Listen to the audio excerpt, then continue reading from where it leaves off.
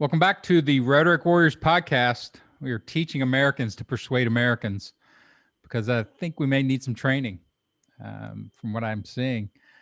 We're coming at you from the intersection of politics, rhetoric, and comedy. That's an obscure intersection, but it's one that I've lived at for quite a while.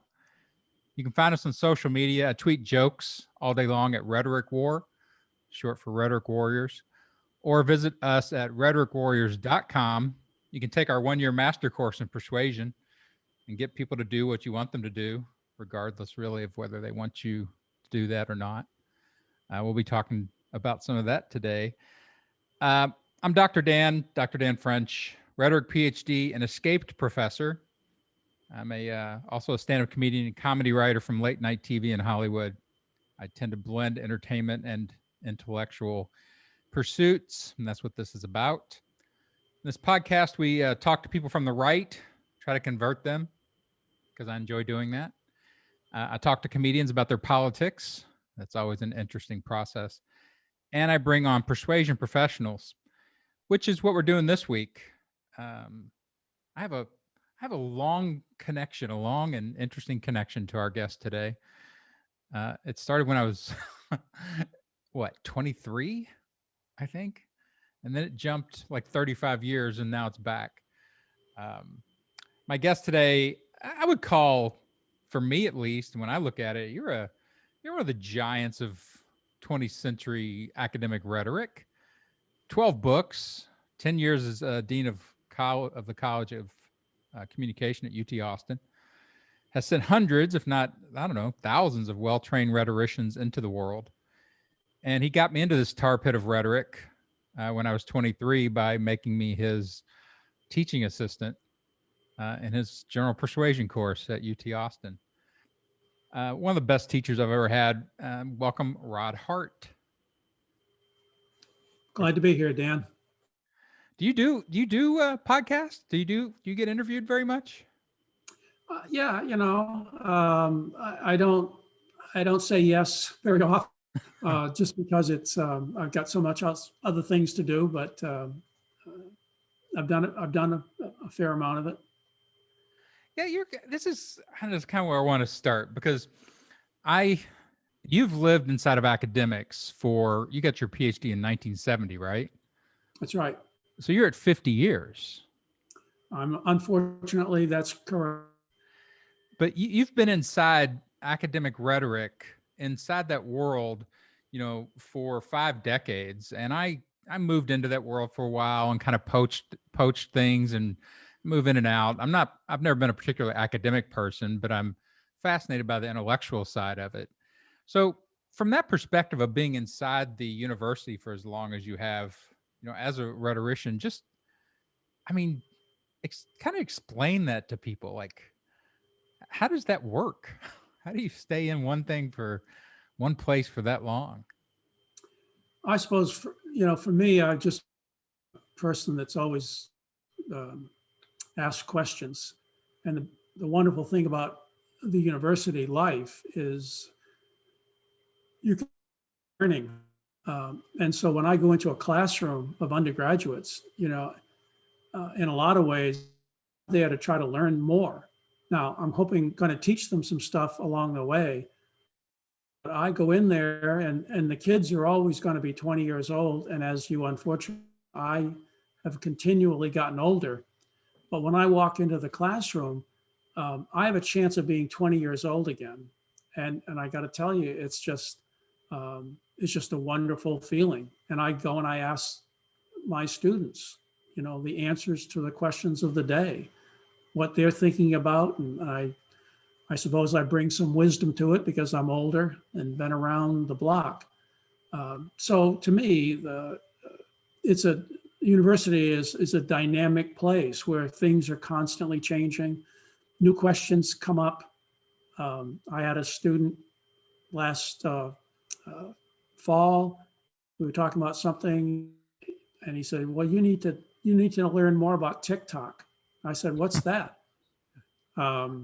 And so I've learned a little bit about TikTok since. So next fall, I'll use some stuff from there. And, that's just a silly example of how the kids continually keep my brain alive, and I try to return the compliment.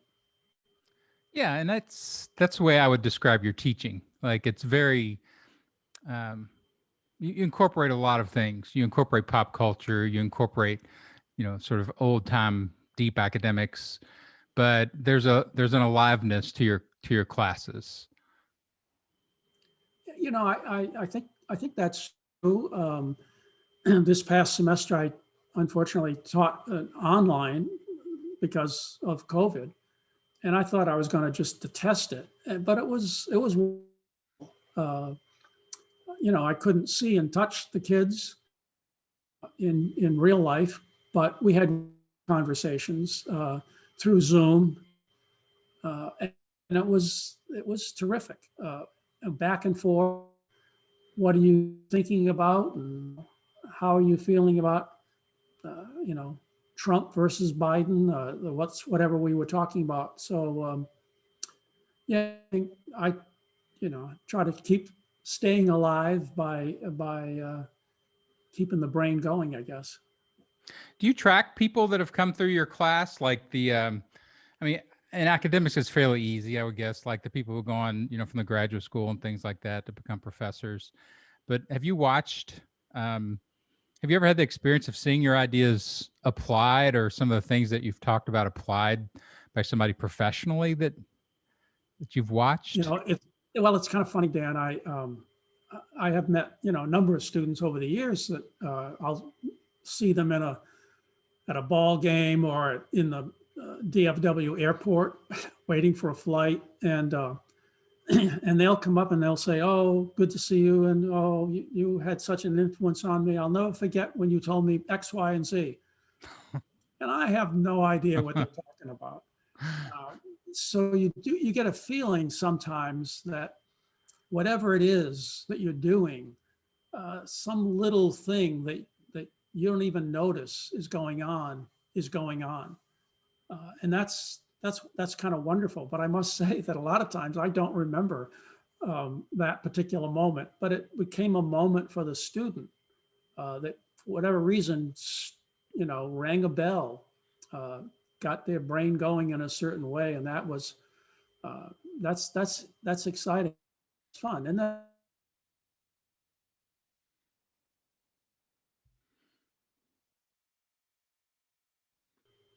I don't And know you're what back. happened. Sorry about that.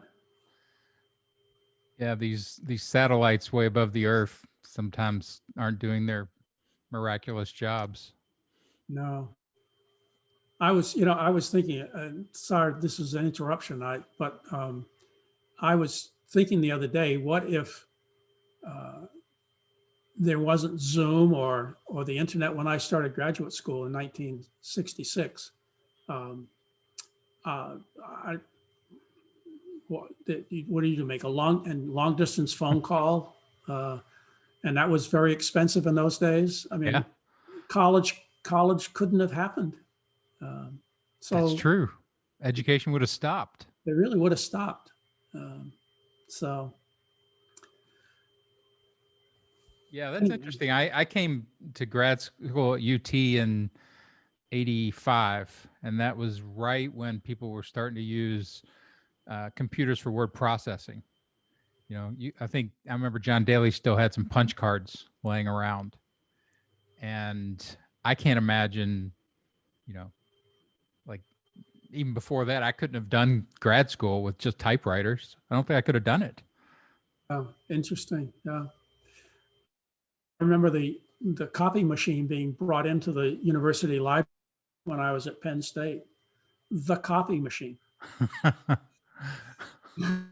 It was everybody liked it, and they got another one pretty soon after that. Yeah, the copy machine started it all, right? That was the office revolution. It was. So you were saying, people coming up to you, students coming up to you at random places, how you start to realize, I mean, even though it's kind of, one to, many in a group live delivery of information and an experience over the years, I mean, that you end up touching a lot of people. It's not mass communication, but it's it's definitely still a decent segment of humanity that gets to meet you and gets information from you directly and gets that experience.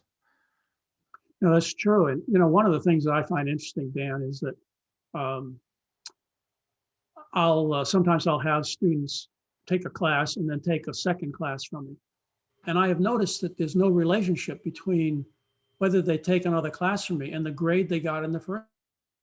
Now, if they got an F or something or a D, maybe, but other times the C student will take another class. I don't ever ask them why. I wonder why, um, but it's one of the magical, mysterious things about teaching, and I love it. And inevitably, the kid that didn't do so well the first time does much better the second time, and that's kind of miraculous and wonderful also. Well, you probably remember back. I mean, I would have been a student forever. I love absorbing things from people that have spent a lot of time with it. And I have a good friend, Mark Newman, who was a professor at South Florida when I was there doing my PhD. And I would just sit in his classes sometimes just for entertainment because he was such a wonderful storyteller. Such texture, and his observations, from his experiences were just so keen and, on point. And it's just entertaining, and just saturates you in a way that you don't get from, like TV in the way that our culture typically does entertainment. Yeah, and the other thing from the teacher's point of view, there are some questions that I used to ask 30 years ago that I continue to ask my students today. Um, and it's terrible to admit, but I've got one example that I use every year, and it continues to get people talking. And it's about the freshman on campus who's walking to the library, and he goes by a alley, and he gets looking blonde leader, and he completely forgets to go to the library and spends his time at the pep rally, and he back and goes to bed and gets up the next morning and remembers, oh my God, I got an exam today. And so I asked the students, and of course he flunks the exam, and I asked the students, well, who's responsible for that? And 100% of them say, well, of course the student is responsible. He didn't take responsibility for his actions. I said, well, what about the cheerleader? Well, she was just doing her job, they tell me. And I say, well, is that true for people who work for Hitler? They were just doing their job. Is that and I'll say, what about the director? Does he have any responsibility for the student flunking the exam? Because he wants people to come to the game. He wants people to get excited. And what about the president of the university? He's the guy that hired the athletic director to come to the game and who got the cheerleader involved. And after a while, the kids look stunned at me, but then we begin to talk about the morality of persuasion, the ethics of persuasion, and that anytime someone stands in public to try to influence other people, they have at least some level of responsibility. And admittedly, the poor guy that should have gotten his studying done, but that doesn't mean he alone has responsibility, because we're all part of a social network. And so anytime we interact with one another, we have responsibilities to ourselves and to them. I can see that, that example working for all time. Like, you've got all the major players. You've got the cheerleader, clearly, plays a strong role in culture. You have the person making a choice between cheerleader and the responsibilities. That's a good story. Yeah, and it's a tough one, and it just opens up doors to students that it's time to start questioning everything, and that's how we get to learn stuff. Well, I think that's what rhetoric did for me when I got into it. I don't know if you remember our first conversation or not, but you were chair of the department, and I stopped in a week before classes started, or 2 weeks before classes started, and you asked me what I planned on doing in grad school, and I'm and my response was, "Well, what do you got?" And you laughed, and you said, "Well, most people come to grad school with an idea of what they want to study," and I'm like, "Well, that's not really me." And I said, "What do you do?" And you said, "I rhetoric." And I'm like, "Well, that's a cool word. What's that mean?" And you laughed again, and that was my introduction to rhetoric. And I immediately started reading about it and sort of got it pulled into exactly what you're talking about, this awareness that it's a thing, that rhetoric and rhetorical theory and rhetorical action is all, it's in the world, it's everywhere in the world. You just don't see it until some guy at UT Austin who's laughing at you in his office points out that it's a thing. Yeah, and it's all around us. That one of the things that I used to do, and I taught the class that you were part of. I used to give my kids a card at the end of the semester, and I said, Yep, you can you keep did. it with you forever. And it was called the Defensive Listeners Pledge Card, and they had to pledge they weren't going to let just people put junk into their brains. That they were going to be in charge of what went into their brain and what stayed there, and they were going to do that with great vigilance. And I'd say, you can't leave here until you sign the card and put it in your wallet. And I always make sure they were wallets, so they fit right in there next to your driver's license. And I've had kids over the years write back to me and ask their defensive listeners pledge card had faded away, and could I send them another one? And I've had many students do that. I don't Funny. know why, but by gosh, they've done it. Well, again, like I came from English, but when I got into grad school and moved over into speech comm, and the thing that I really enjoyed about speech comm was that it's so active in the world, right? And I think that was, again, sort of one of the foundations, the way you approach this stuff. Yeah, it's academic theory, but you drag it out into the light and, like, I want to see how this works out in your life. And I think that's one of the reasons why students like your courses so much, is that it's applied directly to, their daily experience. Yeah, I teach kids from across the university, but the one thing that makes the communication majors different from the history major or the English major is uh, the communication majors want to learn something and use it tomorrow. Um, Right. they want to turn around. They want to find the use value of it. And so there's a kind of activity of learning that is that's very attractive to them, as opposed to that long, thoughtful person that wants to think about it for a long time. These kids are people who really are looking to learn things and then use what they've learned, and that's exciting to be part of. It is, to see academic ideas or intellectual ideas move out, into the world and see them acted on. You can actually see ideas in play, and I see that a lot. Like, I've taught tons of comedy writing classes and stand-up classes. I always taught free stand-up workshops when I was at a comedy club for any length of time and in any city, because people come in that day and they would have to do their routine, and I would give them feedback on it. And it's the best way to teach ever, because when they don't listen to you, then they go up that night in front of 200 people and they get stared at when you tell them that something's not going to work and they believe it is. It's it is absolute feedback. That is an absolute grade. Silence in comedy clubs it's one of the most intense grades that you get. And so the next time they tend to listen more, I've noticed. Yeah, and frankly, there are sometimes those eyes look glazed in a classroom. And when I was in graduate school at Penn State, they had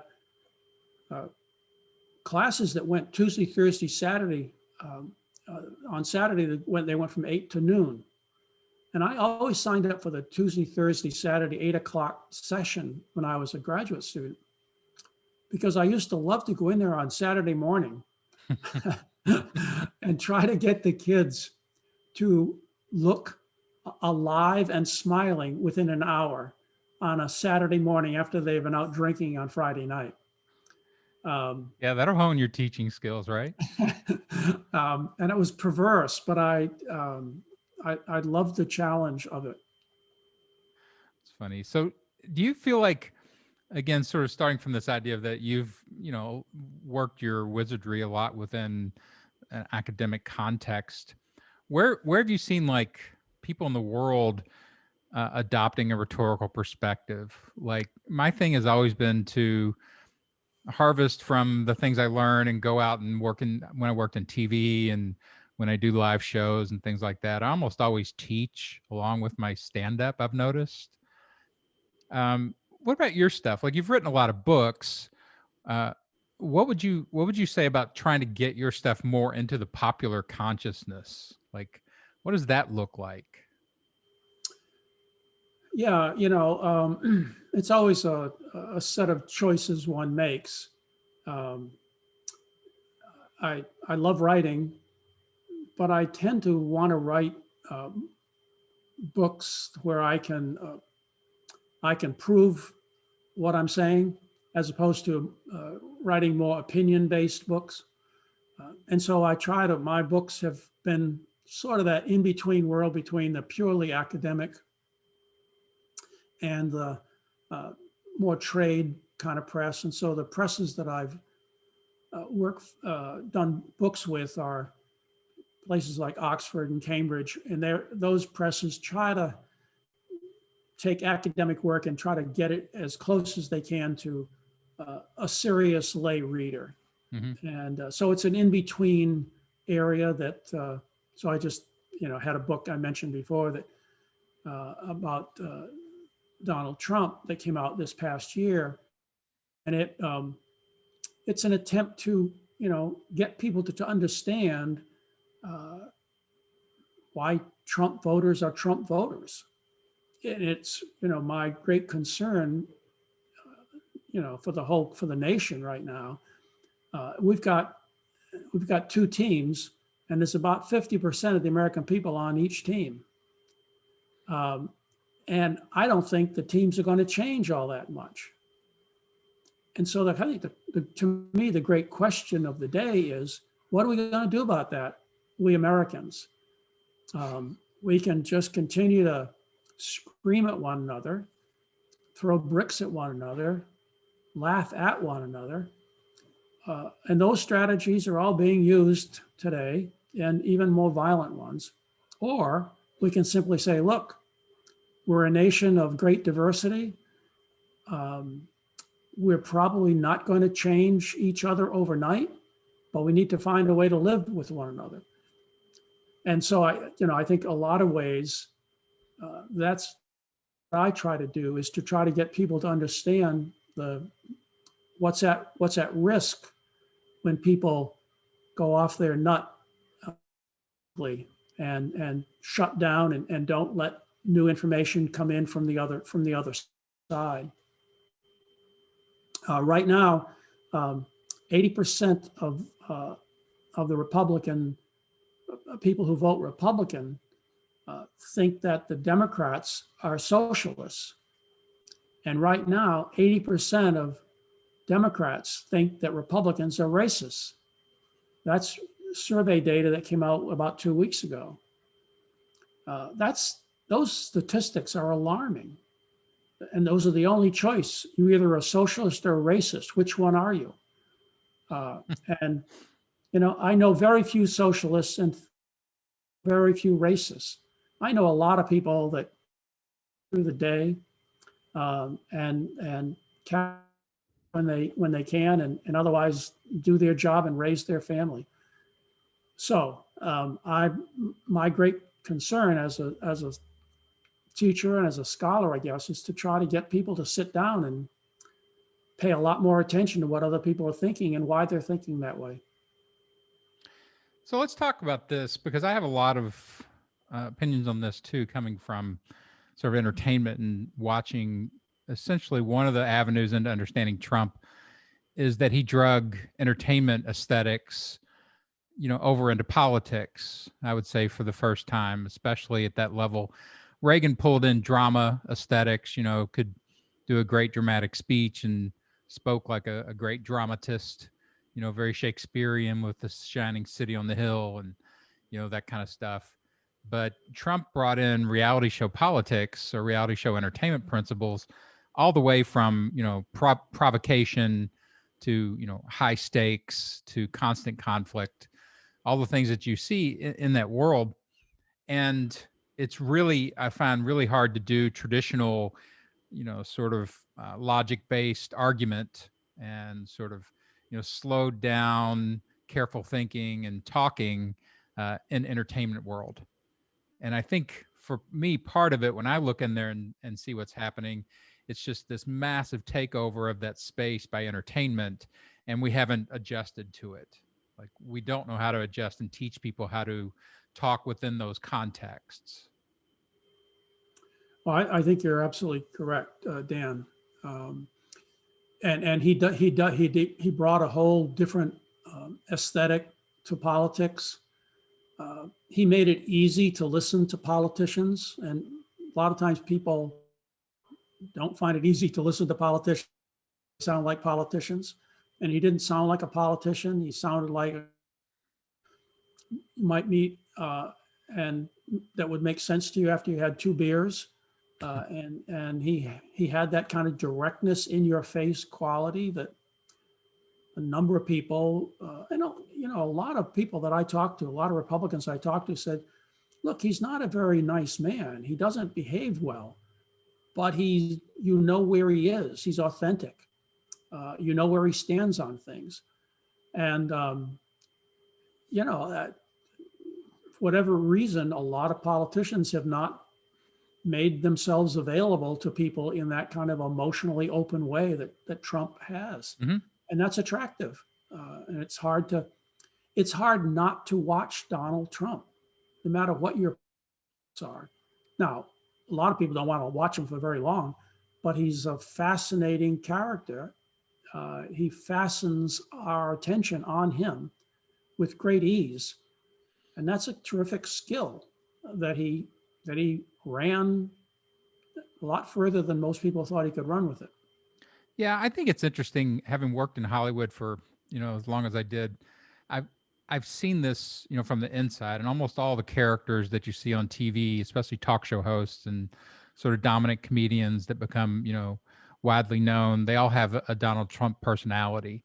It's always, it's highly agitated. It's highly effective at getting attention. It's bigger than everything else in the room, and they learn to play that. When I worked at Dennis Miller, Dennis is, a character like that. And he kind of, I think, ran to the end of his leash at a certain point, but knew how to, command the room. And Trump commands the room, and he does it with all the things. He's been in TV, he's been in the media since the 70s. He was a clown figure forever and knew how to play that. Then they drug him over into reality show, apprentice type of, like, I'm a serious, businessman, and he learned how to play that. And so when you see that come into, a fairly amateurized space, which is what politics is from an entertainment perspective, it was always boring, right? Like, that's why people didn't listen. Like, it was boring. We knew it was going to be glittery generalities. They weren't going to say much. And so we just didn't listen. But there's been no competition for Trump. Like, there's still no competition for Trump. I mean, find me anybody on the Democratic side that has any acting ability. That's really, maybe AOC is coming in as a character. Bernie is sort of a, character, a raging character, a Lewis Black type ranter. But almost nobody is still doing that. There's almost no entertainment value in politics. No, I think that's probably true. We also got to remember people in 2016. A lot of the people on the left was basically saying the world is over. Satan himself has come to the White House. The world will end tomorrow or the day after tomorrow. And I used to talk to them and I said, uh, 8 years ago, people thought that uh, Barack Obama had descended from heaven. Right. Um, and he was a person who could mesmerize any audience that he was part of and still has that capacity. So he did the way Donald Trump does it, but he made people stand up taller, straighter, be more honest with themselves, look at themselves more carefully than perhaps they was comfortable. So he had a set of rhetorical skills that were exactly the opposite or quite different from Trump. But he ran with them to the White House and for 8 years. So right now, I think Trump he ran a different kind of railroad, but there have always been people who have different kind of skills. I think you're right. He's a tabloid guy, and so he makes it's easier for him than almost anyone, even if we're astonished by him, by how and how narcissistic he is, and how he has no real respect for facts or science. He's a person that you just can't not watch, and that's a rhetorical skill too. Yeah, it is for sure. So, how do you recommend people to counter like Trump? If you were designing a campaign for the other side to counter Trump, I mean, I thought Biden was kind of interesting. He had so much space because Trump had done his provocateur job. He had played the villain so well that there was enough hate and anger towards him and fear of him that all Biden really had to do was appear as a traditionally fairly safe, white male that they recognized who wasn't going to do anything too crazy, and he's probably going to win. But if you're going to design against Trump, like as a rhetorician advising the other side, what would you put in there? Would you put in somebody that's just as firebrandy, but for the liberal kind of rhetoric, or would you do something to counter program Trump, which is something like Biden? And I think I would go for a third option. Um, I would try to find either a priest or a mom. And if I could choose, I would choose a priest because he would make you feel embarrassed to be taken in by likes of who appeals to your base instincts. And so he would make you feel more morally engaged and make you feel a little bit of ashamed to pay attention to someone from reality television. So that's one. So you got to go find a priest who also could could run the country. And then I would try to find a mom, but this would not be a mom like Hillary Clinton. Um, it would be a mom that had a sense of humor. And if I could get her back, I would pick Ann Richards. And Richards, yeah, I've thought about that. The super entertainer.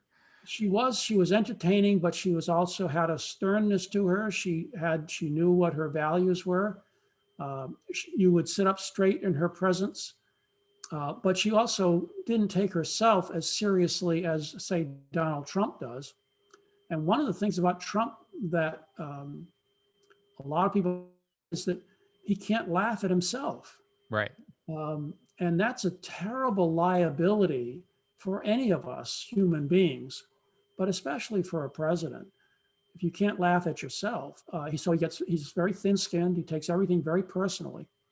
Someone like Ann Richards uh, would tell stories about how people thought she wasn't very good at this or that, and then she'd smile, and then she'd show you that she was pretty good at pretty much everything she attempted. Yeah.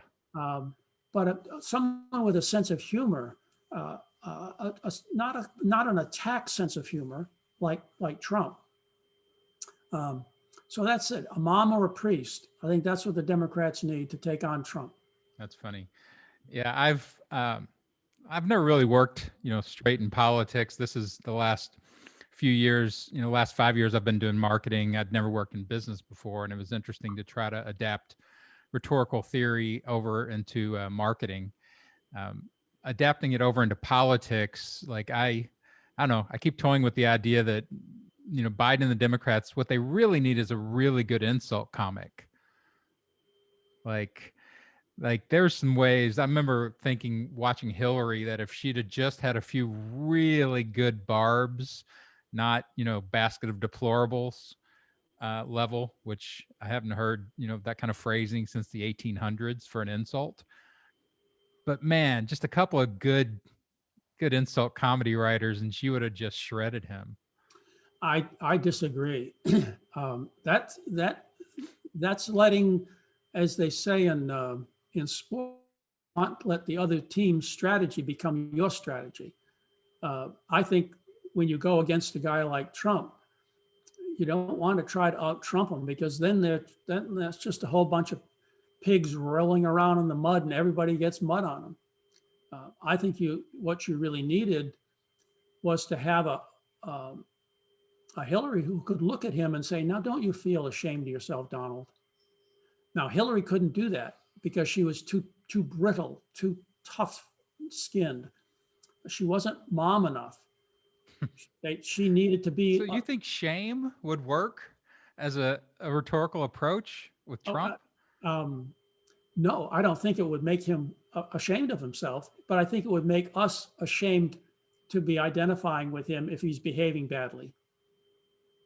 So you would trigger the anti-shame feelings, like not wanting to be associated with something that's shameful. You would trigger that in the Republicans. Yeah, because I think I talked to a lot of Republicans, and there's some level of shame in all of them about voting for Donald Trump, and Right. they did it twice. Yeah. They did it twice. So they're ashamed of themselves, but they're small business Republicans. They're people who've always voted Republican. They don't know that Biden's got it all together. Concerned about the economy. A lot of reasons why 70 some million people voted for Donald Trump in this last election. So they have good reasons, and they're probably ashamed at some of them as well of Trump that they just couldn't abide. Well, I think you mentioned it They earlier. held their nose and voted. I've seen the talking points that come down from the right-wing think tanks that are handed down, all the way through the politicians, through the media, and start appearing in the mouths of my Republican friends, my MAGA friends. That you mentioned one early about splitting his behavior from his policies. They moved their shame over into, well, yeah, he's not a nice person. He's got a he insults people, but I don't care about any of that. Like, they won't carry that shame. They cut it off by just moving everything over to I voted for him for policy. And I typically don't let them do that. I'm like, no, that's too easy. Like, you're moving away from these things and acting like, well, just because, he says horrible things about people, that doesn't mean he's a horrible person. You can't trust horrible people to run your economy either, because they're going to do things eventually that are going to work against your small business and stuff like that. But that's interesting. I don't think about shame that much anymore, I guess, as a strong factor. Well, maybe that's a difference in our ages. Because I see a lot of people, a lot of you are ashamed of themselves walking around in the world today. Yeah, it does not. My kids don't have any of it, I don't think. I mean, you can trigger that stuff. It's a easily triggerable thing.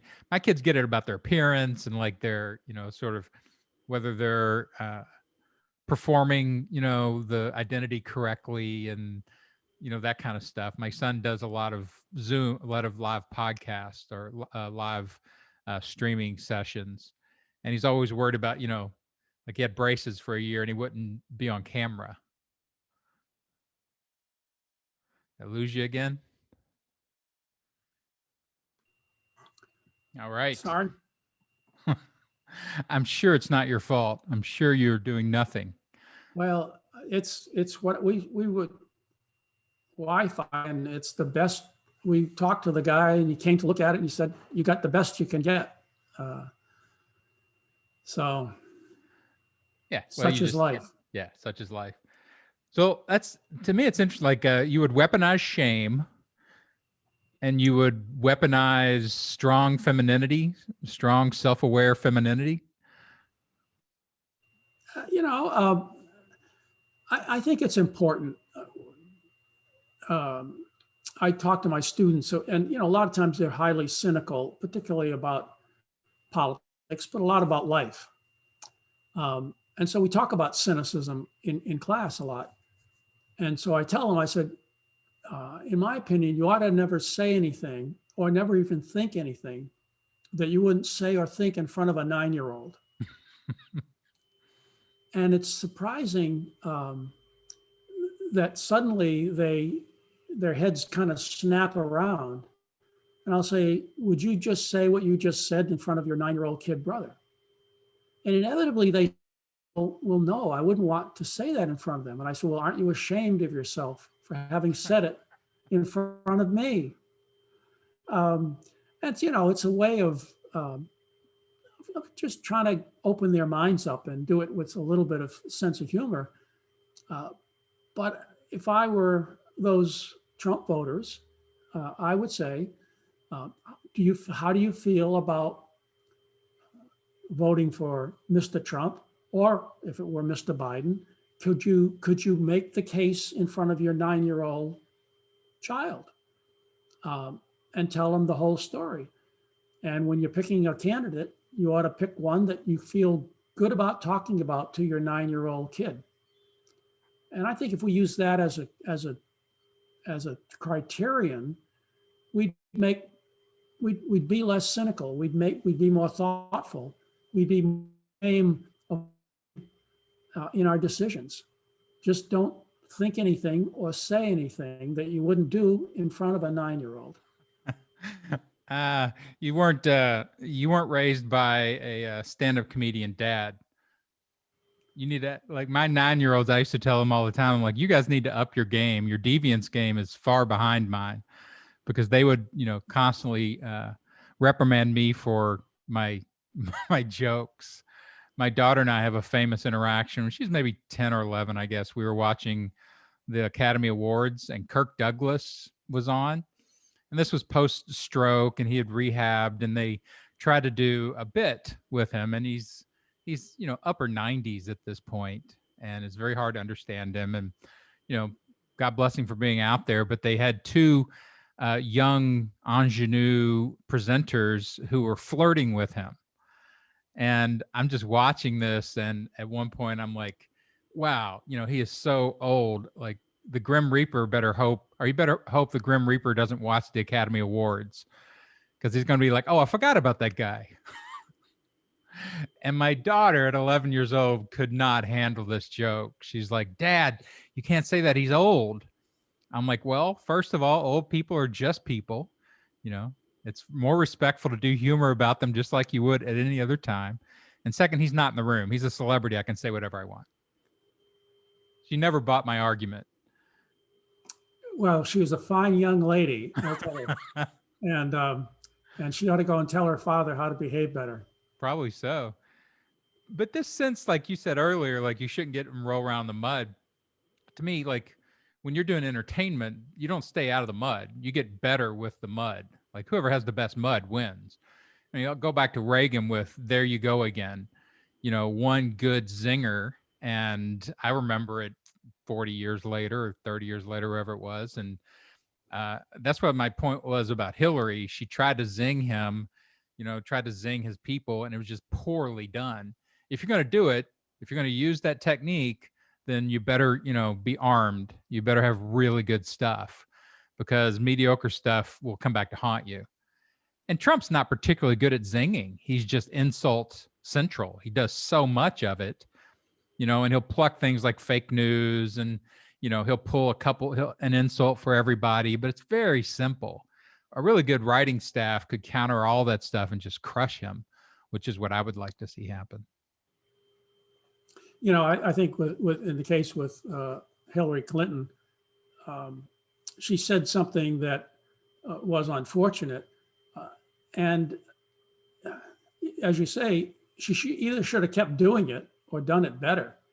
I think it would have been better not to do it at all, in my opinion. But I think that's what it just was a terribly unfortunate thing to say. It was an unfortunate thing to think, because all those deplorables were fellow Americans who go to work every day and have kids and want to retire and play some golf.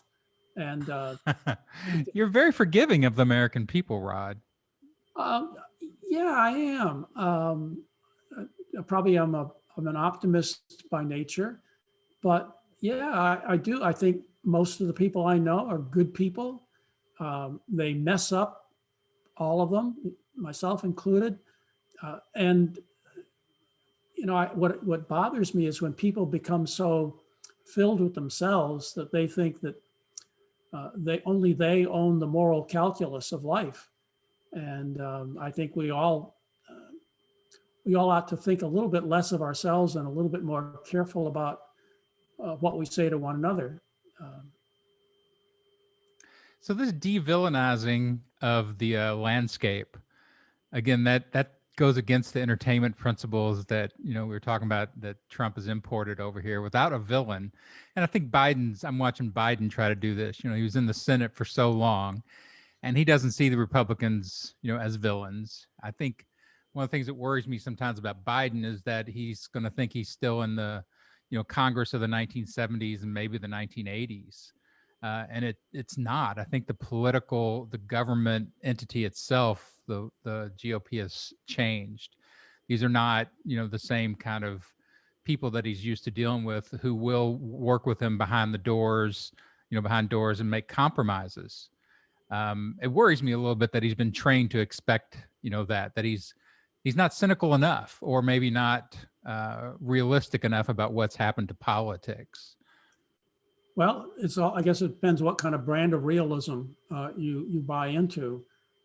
He was a very effective guy for a long time in getting people to reason together. There's a kind of person that, and I've known a number of them, and that when they walk into the room, everybody behaves a bit better. Yeah, that's right. Yeah. I've known a lot of people like that, and I've admired them so much. And so the question is, if he walks into the room and he brings a new self, a new sensibility to the room, sometimes people can feel embarrassed to be as small-minded and as self-obsessed as they had been before. And I think that maybe a guy like Joe Biden can bring that quality into a room where people feel, kind of chagrined at behaving as poorly as they have become accustomed to behaving. And he has to do that without being pontifical or patriarchal. But I think that kind of, I've seen that magic happen with a lot of people. And we had a extraordinary woman here who was the dean of the LBJ school for many years, Elspeth Rostow. And every time Elspeth walked into the room, every single person sat up straighter and behaved better than they ever have in their life. And I think someone like Joe Biden can bring a little bit of that quality. He can't indulge some of the animosities that he no doubt feels, some of the chagrin that he probably has a right to feel at the have talked about him in the past. But I think he is a kind of person that has a tough skin, but also can get people to become their better selves. So yeah, I think the stand-up comic zinger thing is probably not going to be his strong suit, and I encourage him not to go down that road. No, it's a thing that if you don't do it well, and again, there's so many different ways of doing these things. There are great stand-up comics that are, still moralists. It's not all deviants sort of hitting people with ugliness. I've seen guys that are just so good at that kind of finding the truth in someone and pinging it, with just the right line that unravels everything in that moment. And when you see it done like that, you're like, oh yeah, I could see why that's useful, especially for, disassembling, sort of the hypocritical and, the facades that people are, putting up and things like that. I think weaponizing the beatific, you know, like you're talking about, is wonderful. If you've got Gandhi in the room, let Gandhi be Gandhi. Well, if you're smart enough to be able to adapt it to a hard charging 21st century world, you got to have new moves that Gandhi didn't have, that Martin Luther King didn't have. Um, so yeah, I mean, you have to adjust to the times. It is going to be. I think you're right. I think, I try not to just jump away from the traditions of things that have worked. And you've studied presidential rhetoric more than anybody on the planet, so you've seen this kind of rhetorical approach for a long time, where it's almost always this heroism, right? That they have to build themselves and the American people up with a heroic vision of what we can be, and that they want to be part of that and they want to lead that. Um, Whether that's broken down in the cynical now, whether that sounds hollow and it's easily attackable, can that stand up in the sort of withering attack of reality show politics? It's gonna be interesting to see, you know. But I think like all that stuff evolves, and you're going to see just as strong, Gandhi, like you said, sort of Gandhi 2.0. There's going to be a Gandhi come along that's capable within this new environment. I haven't really seen it yet, but I've started to see people, edge around it a little bit, because it's always a super, sort of super ethos to have. I think Biden does. He clearly has a super ethos with his loss and his ability to communicate empathy and, his honesty, and, the fact that he has worked with people for so long. He's got a lot of super kind of talent within that. No, I agree. I think people people tend to think in the moment so much that the only reality that exists is the reality that exists at this moment. But if I've spent most of my career studying the American presidents from 1948 to the present, and there's been a tremendous variety of personalities, philosophies. You know, some people, we tend to forget that Bill Clinton had a series of relationships that he shouldn't have had, and yet he was reelected. What is that all about? How did that happen? John Kennedy made people feel that they could fly to the moon. Um, what a what a what a silly thought in 1960. Ronald Reagan, what's a grade B movie actor doing? Mind running a country. So all of these are really very different people. All of them have been leaders of exceptional force and aptitude. So, right now we're in a moment, we're in the Trumpian moment, and he seems to be the only thing we can see. But this too shall pass, and we will have other kinds of people that will get us excited and go in different directions. I feel confident. Yeah, I don't think we're ending, anytime soon. One of the things I'm trying to set up is this idea. I like these little actionable uses of rhetoric. And so I have a thing of basically convert one conservative. Like, I think that's what we need as if I were helping the liberals and Democrats, is like start a program of, I'm going to show you how to do one-on-one conversion for people. Like, if every liberal learned how to convert and picked one person for the next 2 years, and we're 1/3 successful, you'd have another, 25 million liberal voters. And there's, clear techniques. And again, this is sort of what training in rhetoric gives you. It's not just hoping things get better. You can be actionable on specific tactics. Like, if you're going to go into one person and start, making change, rhetoric gives you the tools to, pry bar some of that stuff open. And it might, from a good government point of view, it might be great if some conservatives would try to get one liberal to see their point of view, and it's called democracy when it happens that way. Sure. And I have no problem with traditional conservatives. Like we've always had, this kind of traditional seesaw of conservative and liberal in this country, and we've done pretty well with that seesaw.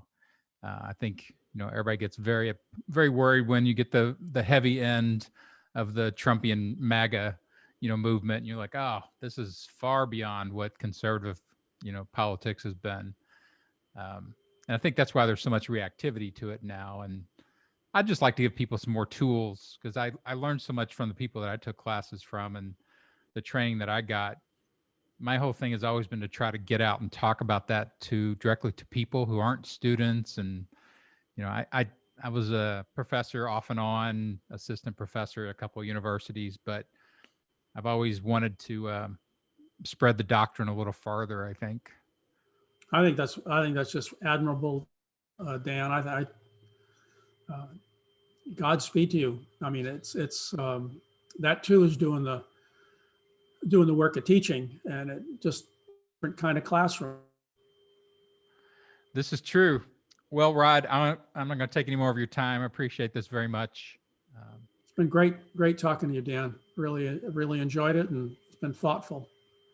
Well, good. And I appreciate, you taking the time and sharing, all this wealth of thought, that you've put into this for the last 50 years, because I know how much you think about it. And I know how much, I've benefited from it. So it's nice to at least be able to bring you out to some more people so they understand that, oh yeah, there are Rod Harts in the world too. And that's a good thing. Thanks so much for doing this, Dan. Okay. Thanks, Rod. Talk to you later.